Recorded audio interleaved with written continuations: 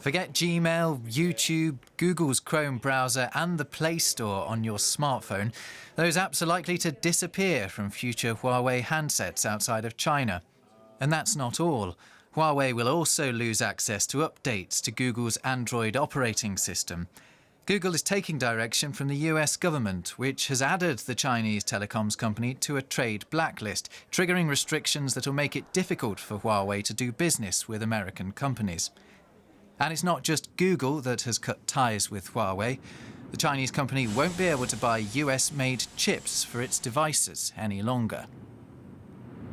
Right now, Huawei buys about $67 billion worth of components each year, including about $11 billion from US suppliers like Intel, Qualcomm, Xilinx and Broadcom, according to the Nikkei business report.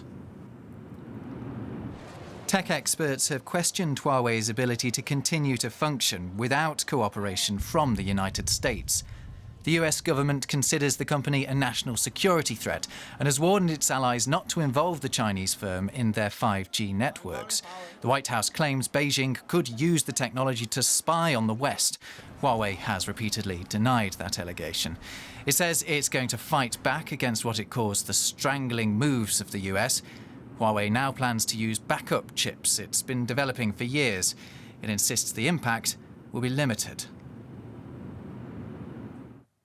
And to get more on this story and the context, Monica Jones from DW's Business Desk joins me. Welcome, Monica.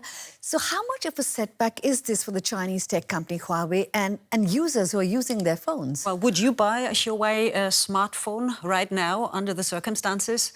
I think that in the short term, certainly, this is going to have a big impact on Huawei's business because consumers will think twice whether they should invest in a smartphone that very soon might not have access to services, to apps that we are used to, that we take for granted, like YouTube or Google Maps.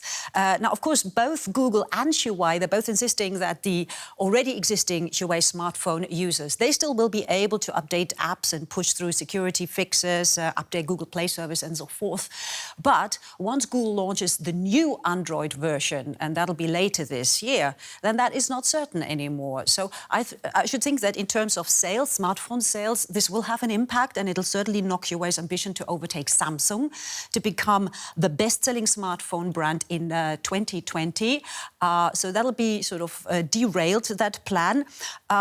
Even though Huawei has come out now in a statement and saying that it will continue to build safe and sustainable software ecosystem for users globally, whether that helps or not, in the short term, I have my doubts. In the long term, though, this could actually lead to the creation of an Asian rival to Android, because Huawei certainly has signaled that it's prepared for the eventuality of being cut off from American know-how. Earlier this year, the company's consumer devices chief told German Daily Die Welt that we have prepared our own operating system. That's our plan B. So we'll have to see how that plays out and how fast. Exactly. Meanwhile, is it just Google that's broken off with Huawei? No, there are several other names emerging now very quickly. One of them, of course, German semiconductor manufacturer Infineon, which says that they suspended shipments to Huawei Technologies, and that just shows that Washington's crackdown on Huawei is now causing ripples beyond US borders. There's also growing backlash from Western countries, possible risks, of course, when it comes to using Huawei for 5G, the next generation technology for mobile networks, which everybody is very keen on. Huawei is the leader of 5G technology, most advanced and very cheap. But now it's questionable whether people will go for it or whether they look for alternatives. There's also a European business lobby. I mean, Europe so far has been quite sort of calm about it. But they now say cases of European firms forced to transfer technology in China are increasing, and that they think the regulatory environment in China is bleak. So it's going to be difficult for Huawei. Yeah, and a lot of dimensions to this issue, and also how it will play into the trade dispute between China and the US. Monica Jones from our Business Desk, a pleasure to have you with us.